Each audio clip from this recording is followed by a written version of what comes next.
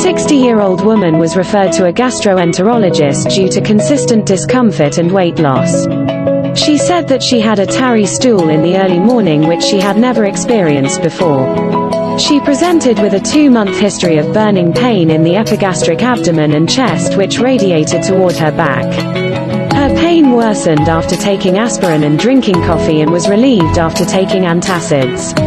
She had previously lost 12 pounds in 2 months due to increased intake caused by a feeling of bloating and stomach aches between meals.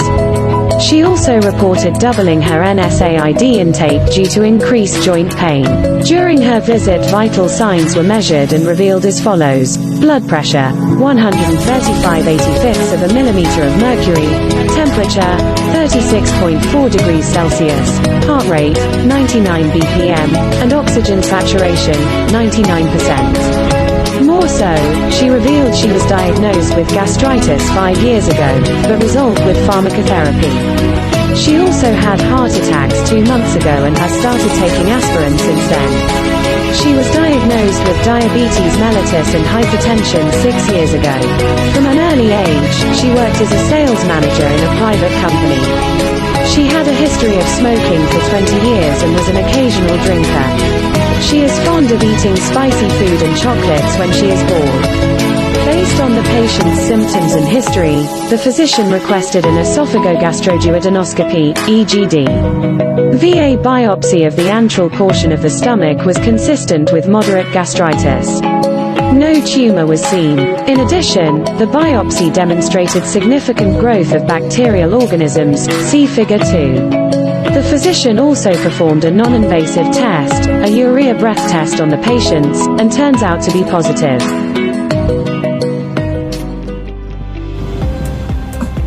Hi, I'm Venice Fatima Albinhay. I'll be discussing to you about the patient general information, subjective and objective information, and characteristic under organism. First, let me discuss the patient general information. Our patient is a 60-year-old female. Subjective and objective information: the chief compliant, tarry stool, discomfort, and weight loss. Other symptoms: nausea and vomiting, loss of appetite, and burning pain. Good morning everyone, my name is John Vicente Ortega and today I'm going to talk about the history of the patient's current sickness. At the outset, the patient had been experiencing burning pain in the epigastric belly and chest for 2 months. Regarding her previous medical history, he had gastritis 5 years ago, a heart attack 2 months ago, and hypertension and diabetes mellitus 6 years ago, and her family history is unknown. And finally, I'll go over her social and medication history. For the most part, she's on aspirin. She drinks coffee all the time. She's been smoking for almost 20 years. She drinks occasionally and she's doubling her NSAID intake. Hi, my name is Zach Larcio Civisario.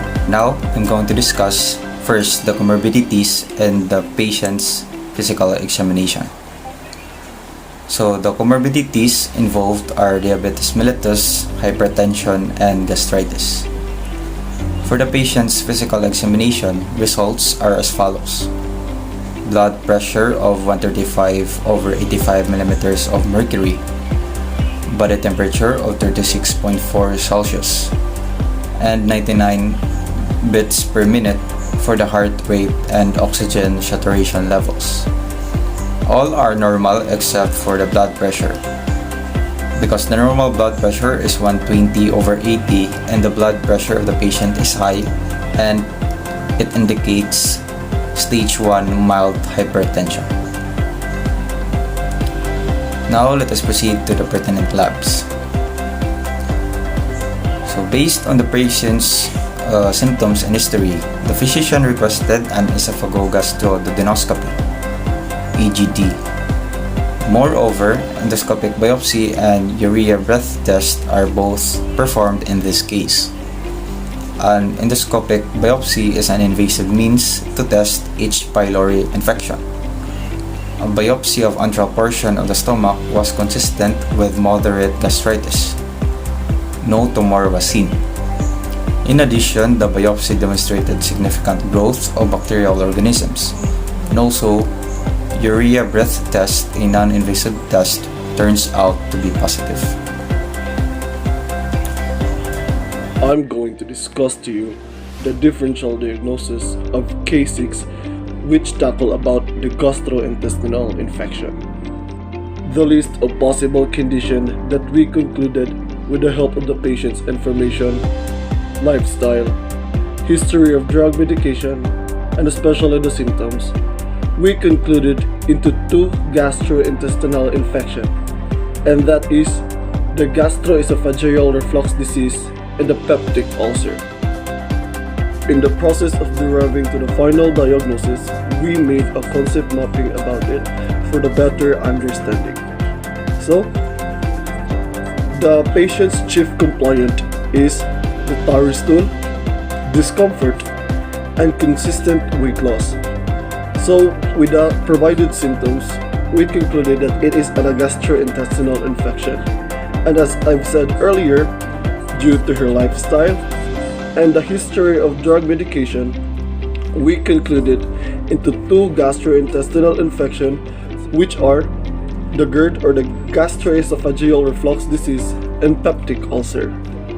We ruled out the gastroesophageal disease due to the absence of symptoms that should be present if the patient is experiencing GERD, and that is the hyperemia, edema, erosion, and stricture of the structure through esophageal endoscopy.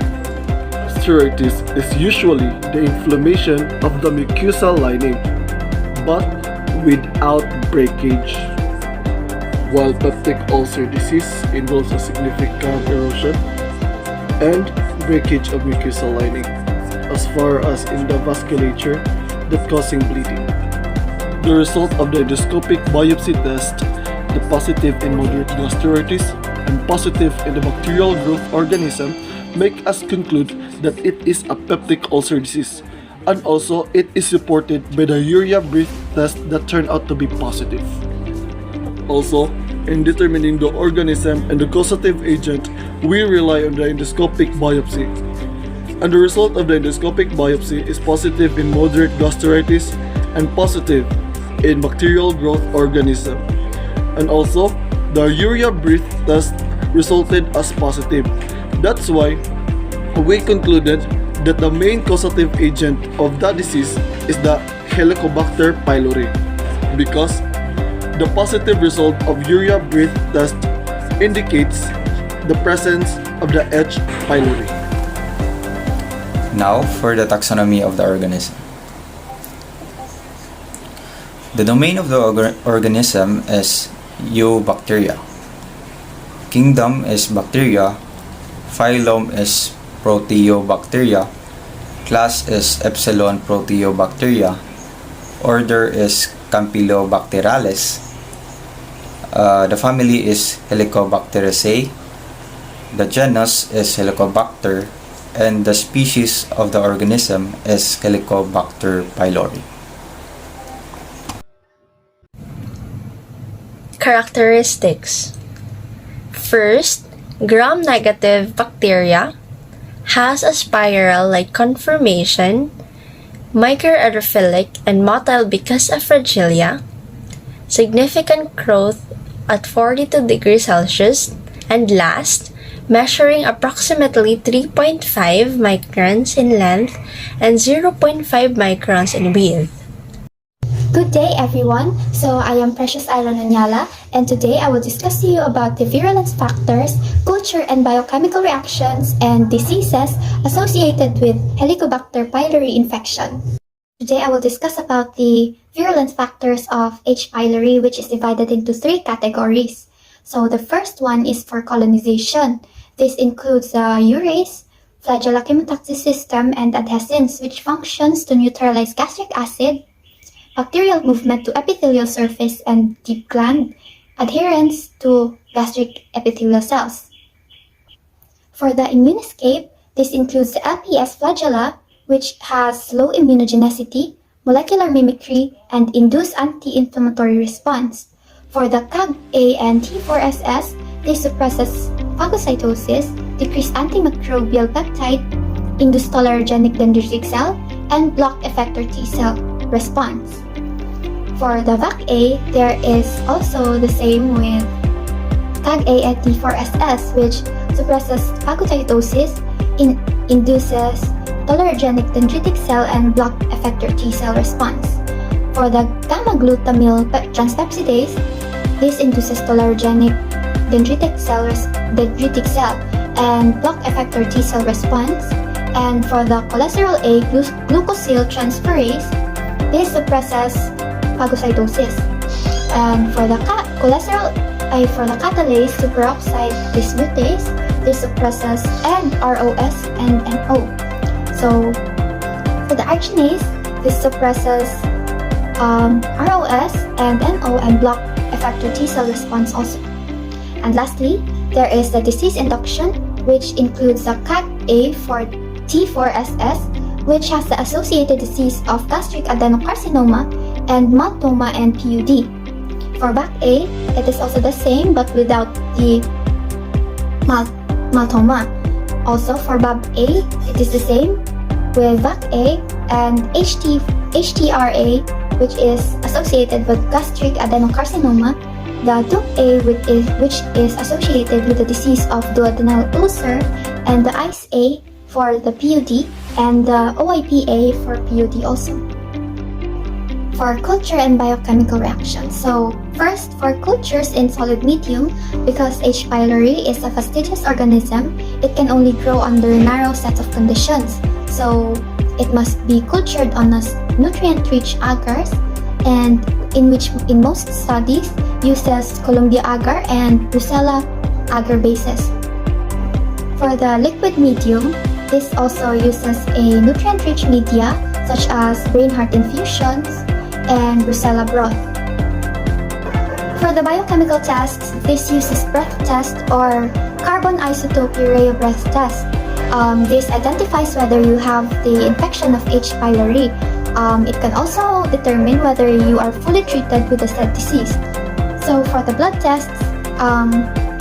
tests can be used to measure only the antibodies of H. pylori, but it cannot tell whether you've been healed or treated with the infection or how long you've had the infection. So therefore, blood tests cannot be used to confirm whether you have the infection or not.